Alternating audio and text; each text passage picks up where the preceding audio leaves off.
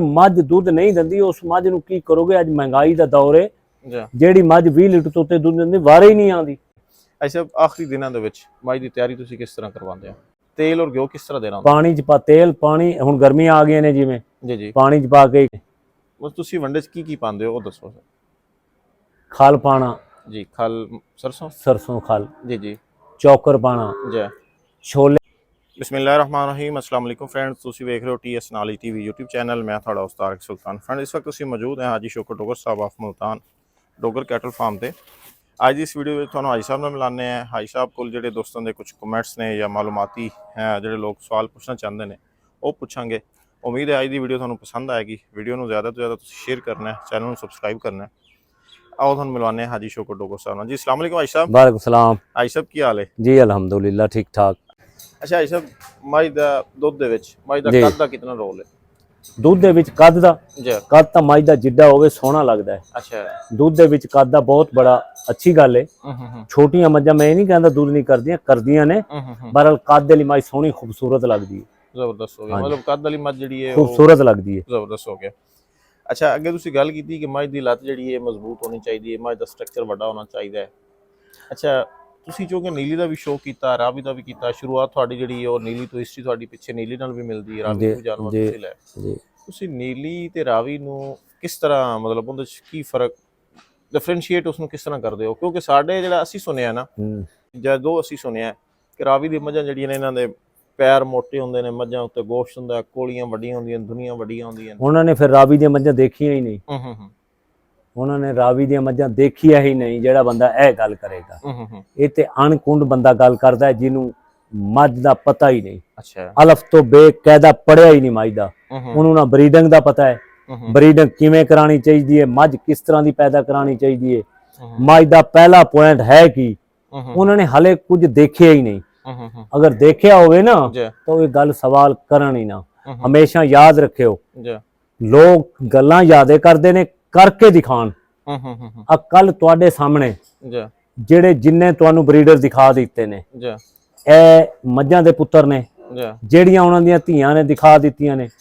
ਜਿੰਨੀਆਂ ਮੱਝਾਂ ਹੁਣ ਖੂਬਸੂਰਤੀ ਚ ਮੇਰੀ ਮੱਝ ਫਸਟ ਨਹੀਂ 2025 ਫਸਟ ਆਈ ਹੈ, ਉਹ ਖੂਬਸੂਰਤ ਨਹੀਂ, ਉਹਨੇ ਦੁੱਧ ਨਹੀਂ ਕਰਿਆ 30 ਤੋਂ ਉੱਤੇ, ਮੈਨੂੰ ਪਤਾ ਹੈ। ਉਹ ਪਿਆਰੀ ਮੱਝ ਦੀ ਧੀ ਹੈ। ਗੱਲ ਇਹ ਆ ਬਈ ਝੋਟੇ ਵੀ ਆਪਣੇ ਦੀ ਹੈ ਕਿ ਉਹ ਖੂਬਸੂਰਤ ਨਹੀਂ ਆਈ, ਖੂਬਸੂਰਤ ਥੀ ਤਾਂ ਫਸਟ ਆਈ ਹੈ। ਹਮੇਸ਼ਾ ਮੱਝ ਦਾ ਪਹਿਲਾ ਪੁਆਇੰਟ ਆਰਡਰ ਹੈ, ਆਰਡਰ ਤੋਂ ਬਾਅਦ ਦੂਸਰੇ ਗੱਲ ਗਿਣੋ। 50% ਸਿਰਫ ਆਰਡਰ ਨੂੰ ਦਿੱਤੇ ਨੇ ਸ਼ੌਕੀਨਾਂ ਨੇ। ਪਹਿਲਾ ਪੁਆਇੰਟ ਹੀ ਆਰਡਰ ਹੈ। ਅਗਰ ਮੱਝ ਦੁੱਧ ਨਹੀਂ ਦਿੰਦੀ, ਉਸ ਮੱਝ ਨੂੰ ਕੀ ਕਰੋਗੇ? ਅੱਜ ਮਹਿੰਗਾਈ ਦਾ ਦੌਰ ਹੈ, ਜਿਹੜੀ ਮੱਝ 20 ਲੀਟਰ ਤੋਂ ਉੱਤੇ ਦੁੱਧ ਦਿੰਦੀ ਵਾਰੇ ਹੀ ਨਹੀਂ ਆਉਂਦੀ।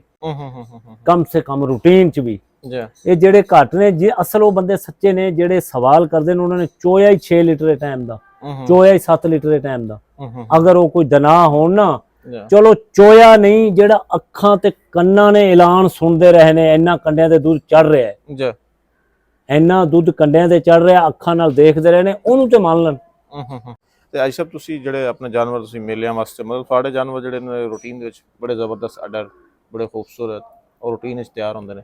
ਤੁਸੀਂ ਮੱਝ ਨੂੰ ਕਿਤਨੇ ਮਹੀਨੇ ਤੱਕ ਉਸ ਦੀ ਚੁਆਈ ਕਰਦੇ ਹੋ, ਦੁੱਧ ਲੈਂਦੇ ਹੋ? ਮਤਲਬ ਲੰਬਾ ਕਿੰਨਾ ਅਰਸਾ ਲੈ ਕੇ ਜਾਂਦੇ? ਦੁੱਧ ਤੇ ਸਾਲ ਮੱਝ ਨੂੰ ਦੇਣਾ ਚਾਹੀਦਾ ਹੈ। ਅੱਛਾ, ਤੇ ਅਗਰ ਪਹਿਲੇ ਕਰਾਸ ਕਰਾਉਂਦੇ ਹੋ ਤਾਂ ਫਿਰ 4 ਮਹੀਨੇ ਮੱਝ ਨੂੰ ਰੈਸਟ ਦੇਣਾ ਚਾਹੀਦਾ।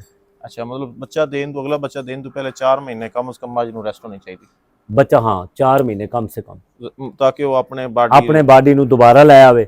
ਸਾਡੇ ਦੋਸਤ ਇਸ ਗੱਲ ਨੂੰ ਕਮਾਲ ਨਾ ਸਮਝਣ, ਅਸੀਂ ਸਾਲ ਚੋਈਏ ਤੇ ਫਿਰ ਉਹਨੂੰ ਜੇ ਸਾਲ ਚੋਣੀ ਹੈ ਕਰਾਸ ਲੇਟ ਕਰਾ ਲੈਣ, ਜੇ ਕਰਾਸ ਪਹਿਲੇ ਕਰਾਣੀ ਹੈ ਤਾਂ ਫਿਰ ਕਮ ਸੇ ਕਮ 4 ਮਹੀਨੇ ਮੱਝ ਨੂੰ ਦੇਣ। ਜ਼ਬਰਦਸਤ ਹੋ ਗਿਆ, ਜ਼ਬਰਦਸਤ ਹੋ ਗਿਆ। ਅੱਛਾ, ਆਖਰੀ ਦਿਨਾਂ ਦੇ ਵਿੱਚ ਮੱਝ ਦੀ ਤਿਆਰੀ ਤੁਸੀਂ ਕਿਸ ਤਰ੍ਹਾਂ ਕਰਵਾਉਂਦੇ ਹੋ? ਆਖਰੀ ਦਿਨਾਂ ਤੋਂ ਕੀ ਮੁਰਾਦ? ਮਤਲਬ ਜਦੋਂ ਮੱਝ ਜਿਹੜੀ ਹੈ ਉਹ ਵਕਦੀ ਹੈ, ਬੱਚਾ ਦੇਣ ਵਾਲੀ, ਉਸ ਤੋਂ ਮਹੀਨਾ ਪਹਿਲੇ ਕੁਛ ਤਾਂ ਖਾਸ ਪ੍ਰੋਟੋਕੋਲ ਹੁੰਦਾ ਜਾਂ ਰੂਟੀਨ ਦੇ ਵਿੱਚ? ਰੂਟੀਨ ਚ ਮੱਝ ਦੀ ਤਾਂ ਤੁਸੀਂ ਜਦੋਂ ਹਾਮਲਾ ਹੋ ਜਾਂਦੀ ਹੈ, ਜਦੋਂ ਉਹਨੂੰ ਕੁਝ ਵੀ ਨਾ ਕਰੋ, ਸਿਰਫ ਪੱਠੇ ਸਭ ਚਾਰਾ ਰਜਵਾ ਪਾ ਦੇਣ, ਕੁਛ ਵੀ ਨਾ ਕਰਨ, ਮੱਝ ਫੇਰ ਵੀ ਲਿੱਸੀ ਨਹੀਂ ਹੁੰਦੀ। ਉਹ ਆਪਣਾ ਆਪ ਪੱਠੇ ਚਾਰੇ ਨਾਲ ਅੱਲਾ ਨੇ ਜਿਹੜੀ ਕੁਦਰਤ ਰੱਖੀ ਹੈ ਨਾ, ਉਹਦੇ ਚ ਆਪਣੀ ਬਈ ਉਸ ਪੱਠੇ ਸਬਜ਼ ਪੱਠੇ ਜਵਾਰ ਬਰਸੀਨ ਹੈ, ਕੋਈ ਸ਼ੈ, ਉਹਦੇ ਚ ਹੀ ਅੱਲਾ ਨੇ ਬੜਾ ਕੁਝ ਰੱਖ ਲਿਆ ਤੇ ਉਹਦੇ ਚ ਮੱਝ 4 ਮਹੀਨਿਆਂ ਚ ਆਪਣੇ ਜਿਸਮ ਨੂੰ ਪੂਰਾ ਕਰ ਲੈਂਦੀ। ਮਤਲਬ ਉਸਦੀ ਖੁਰਾਕ ਜਿਹੜੀ ਹੈ, ਉਸਦੀ ਬਾਡੀ ਦੀ ਜ਼ਰੂਰਤ ਕੁਛ ਨਹੀਂ ਐਵੇਂ ਅਗਰ ਦੇਣਾ ਚਾਹਣ, ਕੋਈ ਤੇਲ ਦੇ ਲੈਣ, ਕੋਈ ਘਿਓ ਦੇ ਲੈਣ, ਬਹਰਹਾਲ ਕੁਝ ਨਹੀਂ। ਅਸਲ ਰਜਵੇਂ ਪੱਠੇ ਹੀ ਨਹੀਂ ਲੋਕ ਪਾਉਂਦੇ, ਅੱਛਾ ਸਾਹਿਬ, ਤੁਸੀਂ ਇੱਕ ਪੁਰਾਣੀ ਵੀਡੀਓ 'ਚ ਵੀ ਕਿਹਾ ਸੀ ਕਿ ਜਾਨਵਰ ਨੂੰ ਸੌਣ ਤੋਂ ਪਹਿਲੇ ਦੇ ਲੈਣ ਤੇਲ ਔਰ ਘਿਓ ਦੇ ਲੈਣ ਤੇਲ ਔਰ ਘਿਓ ਕਿਸ ਤਰ੍ਹਾਂ ਦੇਣਾ ਹੁੰਦਾ? ਪਾਣੀ ਚ ਪਾ ਤੇਲ ਪਾਣੀ, ਹੁਣ ਗਰਮੀਆਂ ਆ ਗਈਆਂ ਨੇ ਜਿਵੇਂ, ਜੀ ਜੀ ਪਾਣੀ ਚ ਪਾ ਕੇ 1.5 ਛਟਾਂਕ ਕਾਲੀ ਜੀਰੀ, 2 ਛਟਾਂਕ ਪਾ ਲੈਣ, ਜੀ ਜੀ। ਗ੍ਰਾਈਂਡ ਕਰਕੇ, ਅੱਧਾ ਕਿਲੋ ਪਾਣੀ ਹੋਵੇ, 1.5 ਪਾਈਆ ਤੇਲ ਹੋਵੇ, ਇੱਕ ਦਿਨ ਛੱਡ ਕੇ ਇੱਕ ਦਿਨ ਦਿੰਦੇ ਰਹਿਣ। ਕਿੰਨੇ ਦਿਨ ਤੱਕ ਅੱਛਾ ਦਿਨ? ਇਹ ਤੁਸੀਂ 3 ਮਹੀਨੇ ਤੇਲ ਦੇ ਦਿਓ ਕਮ ਸੇ ਕਮ। 10 ਗੁੰਜਾਇਸ਼ ਹੈ ਤਾਂ 10 ਕਿਲੋ ਤੇਲ ਦੇ ਲਓ, ਨਹੀਂ ਹੈ ਤਾਂ 5 ਕਿਲੋ ਦੇ ਲਓ, ਇੱਕ ਦੇ ਲਓ। ਜ਼ਬਰਦस्त ਹੋ ਗਿਆ। ਔਰ ਅਗਰ तेल की बजाय घी दे लो? हाँ, घी दे लेना। अच्छा, घी गर्मी च देना या सर्दी च देना? गर्मी च भी दे लो, सर्दी दे लो, कुछ नहीं कहता घी। तजर्बा नहीं है, लोग वहम चाहे रहंदे ने कि वो गर्मी च दे लेन तां भी बेहतर है, सर्दी देन तां भी बेहतर है कि वो देन 1.5-2 किलो दुध होवे, 1.5 पाइया या 1.5 पाइया घ्यो होवे, पाइया चीनी होवे, कड़े हुए दुध नूं ठार के ना कोसा होवे, वो मझ नूं 1 दिन 2 दिन छड्ड के 1 दिन दिंदे रहन, कुछ भी नहीं बिल्कुल। कितने दिन तक? ये भी मैं तो कहवांगा कम से कम 10 किलो देन, 10 ना देन तो 5 किलो देन लाजमी। जो शौक के लिए, इस शौक के लिए पासे आणगे, फिर घ्यो दी पछाण भी आनी है, तेल दी पछाण भी आनी है, ब्रीडर दी पछाण भी आनी है, सांड केड़ा रखना है, केड़ा चंगा बच्चे पैदा करेगा, इहदी मां दा की रिकॉर्ड है, इहदे प्यो दी मां दा की रिकॉर्ड है। ਜੇ ਤੇ ਕਰਨਗੇ ਇੰਜ ਫਿਰ ਤਾਂ ਕਰਨਾ ਪਏਗਾ ਜੀ। ਥੋੜਾ ਜਿਹਾ ਸਾਨੂੰ ਨਾ ਦੱਸ ਦਿਓ ਕਿ ਮੱਝ ਦਾ ਆਰਡਰ ਜਿਹੜੇ ਨੇ, ਜੇ ਸਾਡੇ ਕੋਲ ਜਾਨਵਰ ਹੁੰਦੇ ਨੇ ਇਹਨਾਂ ਦੇ ਆਰਡਰ ਵੀ ਬੜੇ ਵੱਡੇ ਹੁੰਦੇ ਨੇ, ਔਰ ਮੱਝਾਂ ਦੀ ਲੋਕ ਕਹਿੰਦੇ ਨੇ ਕਿ ਸਾਹਿਬ ਦੀ ਖੁਰਾਕ ਜਿਹੜੀ ਹੈ, ਵੰਡਾ ਜਿਹੜਾ ਹੈ ਸਪੈਸ਼ਲ ਹੈ। ਇਹ ਮੈਂ ਆਉਣ ਵਾਲੇ ਦੋਸਤਾਂ ਨੂੰ ਹਵਾਨੇ ਦਾ ਵੀ ਦੱਸ ਦਿਓ, ਹਵਾਨਾ ਕਿਸ ਤਰ੍ਹਾਂ ਮਤਲਬ ਜਾਨਵਰ ਕਰਦਾ ਹੈ ਬਿਹਤਰ, ਔਰ ਉਸ ਦਾ ਵੰਡਾ ਜਿਹੜਾ ਹੈ ਉਹ ਬਿਹਤਰ ਵੰਡਾ ਲੋਕ ਕਿਸ ਤਰ੍ਹਾਂ, ਕਿਉਂਕਿ ਤੁਹਾਡੀ ਫੈਨ ਫਾਲੋਇੰਗ ਕਾਫੀ, ਉਹ ਲੋਕ ਤੁਹਾਨੂੰ ਫਾਲੋ ਕਰਨਗੇ ਇੰਡੀਆ ਤੱਕ, ਬਾਕੀ ਮੁਲਕਾਂ ਤੱਕ ਜਿੱਥੇ ਜਿੱਥੇ ਮੱਝ ਹੈ। देखो जी, खुराक तो है ही है, वंडा मैं भी ਉਹੀ ਪਾਣਾ, ਇਹ ਵੀ ਉਹੀ ਪਾਉਂਦੇ ਨੇ। ਬਸ ਤੁਸੀਂ ਵੰਡੇ ਚ ਕੀ ਪਾਉਂਦੇ ਹੋ ਉਹ ਦੱਸੋ ਸਰ। ਖਲ ਪਾਣਾ ਜੀ, ਖਲ ਸਰਸੋਂ ਖਲ ਜੀ ਜੀ। ਚੌਕਰ ਪਾਣਾ ਜੀ। ਛੋਲਿਆਂ ਦਾ ਜਿਹੜਾ ਛਿਲਕਾ ਉਹਦੀ ਦਾਣਾ ਹਲਕਾ ਹਲਕਾ ਹੁੰਦਾ ਉਹ ਲੈ ਕੇ ਪਾਣੇ ਆ, ਮੂੰਗੀ ਦਾ ਛਿਲਕਾ ਲੈ ਲੈਣੇ ਆ, ਮਕਾਈ ਦੀ ਦਲੀਆ ਕਰਾ ਲੈਣੇ ਆ, ਕਣਕ ਦਾ ਦਲੀਆ ਕਰਾ ਲੈਣੇ ਆ, ਇਹੋ ਕੁਝ ਰੂਟੀਨ ਚ ਪਾਣੇ ਆ। ਕੈਲਸ਼ੀਅਮ ਪਾਊਡਰ, ਚਲੋ ਕੈਲਸ਼ੀਅਮ ਪਾਊਡਰ ਦੇ ਲੋ। मैं फिर कहांगा दोस्तां नूं, अल्लाह गवाह है, वंडा वो भी ਉਹੀ ਪਾਉਂਦੇ ਨੇ, मैं भी क्वालिटी ते जोर देन। मझ ਦਾ ਆਰਡਰ ਲੋਕ ਕਹਿੰਦੇ ਨੇ ਵੱਡਾ ਨਹੀਂ ਕਰ ਸਕਦੇ ਜਦ ਤੱਕ ਮੱਝ ਦੇ ਵਿੱਚ ਆਰਡਰ ਖੁਦ ਵੱਡਾ ਨਾ ਹੋਵੇ। ਮੱਝ ਦੀ ਕੱਦਾਂ ਚ ਤੁਸੀਂ ਮੇਰੀਆਂ ਮੱਝਾਂ ਦੇ ਕੱਦ ਦੇਖੋ, ਇਹਨਾਂ ਦੀਆਂ ਲੰਬਾਈਆਂ ਦੇਖੋ, ਆਰਡਰ ਦੇਖੋ। ਆਰਡਰ ਭਾਈਜਾਨ ਬਣਾਏ ਤੋਂ ਨਹੀਂ, ਆਰਡਰ ਨਸਲਾਂ ਚ ਹੁੰਦੇ ਨੇ। ਇਹ ਲੋਕਾਂ ਨੂੰ ਦੱਸੋ ਜਿਹੜੇ ਪੁੱਛਦੇ ਨੇ ਨਾ, ਠੀਕ ਹੈ ਖੁਰਾਕ ਦੇਣ, खुराक तो देखो ना, खुराक तो दुनिया ते कोई छुपी हुई शै नहीं, हर पढ़िया लिखिया हर चीज नूं जानदा है। जेड़ी एक चीज नूं नहीं जानदे ना, ओनू पुछो मझ दे विच जिड्डा वड्डा आर्डर अल्लाह ने रखिया है ओही कुछ दिखाना है। हुण एक मझ है ही छोटी जी, ओनू बरीक चुक्की रखो, आर्डर तलो इन्ना है, ओने 5 किलो दूध देना, की करांगे? एक मझ हुण तुसीं मझां चला के दिखाओ ना अपनियां, ये अपनियां मझां हुण तुसीं अज आए हो, मुकाबले गुजरन तो 15 दिन हो गए ने, तुसीं अज आए हो, अज दिखाओ इन्हां नूं, ये मझां देखणगे जां पिछलियां दिखाओ ਜਿਹੜੀਆਂ ਚੋਈਆਂ ਜਾਂਦੇ। ਅੱਛਾ ਚਲੋ ਆਰਡਰ ਤਾਂ ਵੱਡੇ ਹੈ, ਇਹ ਮੈਨੂੰ ਲੋਕ ਕਹਿੰਦੇ ਨੇ ਦੁੱਧ ਵੀ ਤਾਂ ਆਰਡਰਾਂ ਚੋਂ ਹੀ ਆ ਰਿਹਾ ਹੈ ਨਾ, ਇਹ ਜਿਹੜਾ 30 ਕਿਲੋ 32 ਕਿਲੋ 34 ਲੀਟਰ ਦੁੱਧ ਆਰਡਰਾਂ ਚੋਂ ਹੀ ਆਉਂਦਾ ਹੈ। ਇਸੇ ਤਰ੍ਹਾਂ ਆਰਡਰ ਹੋਏਗਾ ਤਾਂ ਕੁਆਲਿਟੀ ਹੋਏਗੀ ਤਾਂ ਦੁੱਧ ਆਏਗੀ। ਹੁਣ ਜਿਹੜੀ ਮੱਝ ਆਪਣੀ 2025 ਤੋਂ ਫਸਟ ਆਈ ਹੈ, 52 ਕਿਲੋ 385 ਗ੍ਰਾਮ ਦੁੱਧ ਕੀਤਾ ਹੈ। ਇਹ ਅਗਰ ਆਰਡਰ ਨਾ ਹੁੰਦਾ ਦੁੱਧ ਕਿੱਥੋਂ ਲੈ ਕੇ ਆਂਦੀ, ਇੰਨਾ ਦੁੱਧ ਕਿਵੇਂ ਬਣਾ ਲਿਆ?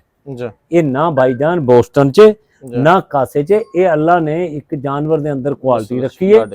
ਜਦੋਂ ਬਲੱਡ ਇੱਕ ਨਸਲੀ ਜਾਨਵਰ ਹੋਏਗਾ, ਕੁਆਲਿਟੀ ਵਾਲਾ ਜਾਨਵਰ ਹੋਏਗਾ, ਬੋਸਟਨ ਨਾਲ ਤਾਂ ਮੈਦਾ ਤੇਜ਼ ਹੋ ਕੇ ਕੋਈ 2 3 4 ਲੀਟਰ ਦਾ ਫਰਕ ਪੈ ਜਾਂਦਾ ਹੈ। ਬਾਕੀ ਜਾਨਵਰ ਦੀ ਆਪਣੀ ਕੁਆਲਿਟੀ ਜ਼ਬਰਦਸਤ ਹੋ ਗਈ।